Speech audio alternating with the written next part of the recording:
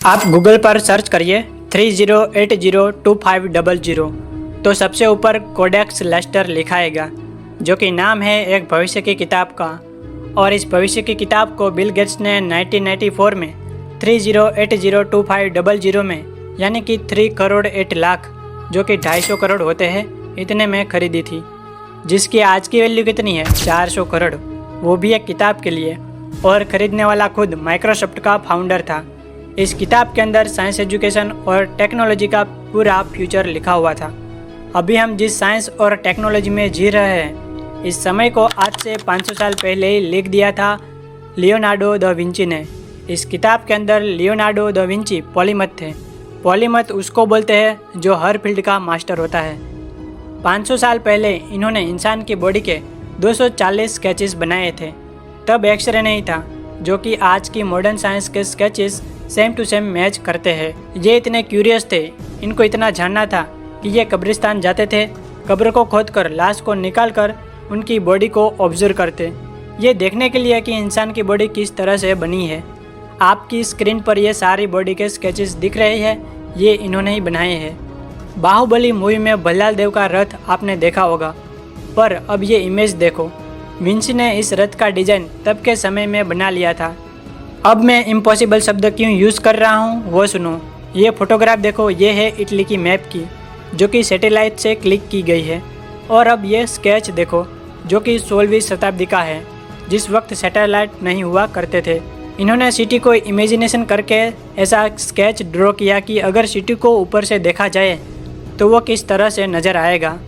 उस वक्त एरोप्लेन नहीं थे, ड्रोन नहीं थे, बिल्डिंग नहीं थी, जिससे सिटी को इतनी ऊंचाई से देख सके। मतलब कि विंची पहले इंसान है जिन्होंने किसी सिटी को इतनी ऊंचाई से इमेजिनेशन कर लिया था। लियोनार्डो दा विंची ने 33 बैरल्ड ऑर्गन बनाया था। ये क्या करता था? इसमें 33 छोटी कैरन की बंदूकें एक साथ फायर कर सकती थी। उस समय 500 साल पहले के हिसाब से ये बहुत ही एडवांस मैकेनिज्म था। इन्होंने कई तरह के हथियार बनाए। राजाओं को ये चिट्ठी लिखते थे, चैलेंज करते थे कि मैं आपके लिए ऐसे ऐसे हथियार बना सकता हूँ जो आपके दुश्मनों की सेनाओं को चूर चूर कर सकते हैं। टैंकर की खोज जो है वो विंची के बनाए हुए डिज़ाइन को देखकर की गई है।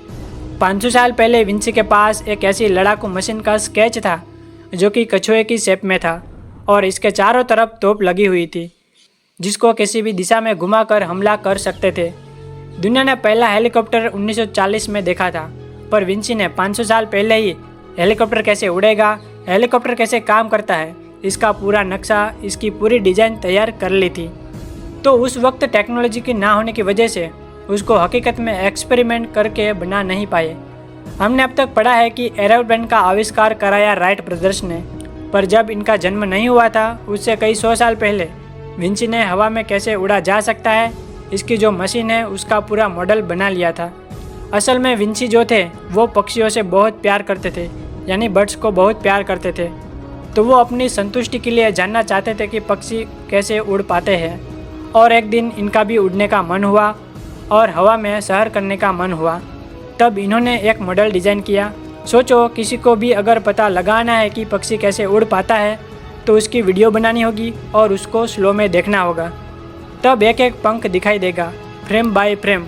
पर विंची ने पक्षी के उड़ने की एक एक फ्रेम को कैसे कैप्चर किया, ये सुनो। ये केज के अंदर पक्षी को रखते, बर्ड्स का जो केज होता है उस केज को ये खोलते, जैसे ही पक्षी उड़ने लगता उसको ये ऑब्जर्व करते और स्केच बनाना स्टार्ट कर देते। फ्रेम बाय फ्रेम ऑब्जर्व करके उसका स्केच कर लेते ताकि पता लग सके कि पक्षी उड़ क्यों पा रहा है। और इस प्रोसेस को समझकर उन्होंने फ्लाइंग मशीन बना ली थी। इसका पूरा डिज़ाइन तैयार कर लिया था, जो कि आप देख सकते हो। इसमें इंसान के बैठने की जगह भी बताई गई थी। सेबेस्टियन लेनोर्मड को पैराशूट बनाने का क्रेडिट दिया जाता है, पर अम्ब्रेला जैसा स्ट्रक्चर लेकर हवा में उड़ते हुए इंसान का स्केच सबसे पहले विंची ने ही बना लिया था। यह सुनकर तो मैं खुद दंग रह गया कि 26 जून 2000 में एंड्रे निकोलस ने विंची के स्केच को देखकर पैराशूट बनाया और उसके बाद उसको लेकर वो 10,000 फीट की ऊंचाई से छलांग लगा दी, वो भी बिना किसी सेफ्टी के। लोग तब हैरान रह गए कि जब निकोलस सही सलामत नीचे उतर गए और विंची की जो स्केच थी वो सही साबित हो गई। इनकी लाइफ का सबसे बड़ा डिस्पेरेट है वो है मोनालिसा की पेंटिंग। 14 साल दिए थे उन्होंने इस पेंटिंग को बनाने में। बाल से भी छोटे ब्रश का इस्तेमाल किया था। लोग कहते हैं इन्होंने अपना फीमेल वर्जन बनाया है। कई लोग कहते हैं कि इसमें कई राज छुपे हुए हैं। इनफैक्ट मोनालिसा के एक्सप्रेशन बताना भी काफ़ी डिफ़िकल्ट होता है। इनकी एक और फेमस पेंटिंग है द लास्ट सफ़र। जब जीसस और 12 पीपल को सूली पर चढ़ाया जा रहा था, तब इन सभी लोगों ने एक आखिरी बार साथ में बैठकर खाना खाया था। ये पेंटिंग उस घटना को दर्शाती है। लियोनार्डो द विंची ने इतनी खोजें करी है, इतने आइडिया दिए हैं, इतने डिज़ाइन बनाए हैं, इतनी पेंटिंग करी है। कुछ लोग उनको एक साइंटिस्ट नहीं, पेंटर बताते हैं। कई लोग कहते हैं वो आर्टिस्ट थे, कई लोग कहते हैं आर्टिस्ट नहीं, वो साइंटिस्ट थे। इसके लिए एक वर्ड है, इनको कहते हैं पॉलीमथ, जो कि हर फील्ड का बादशाह है।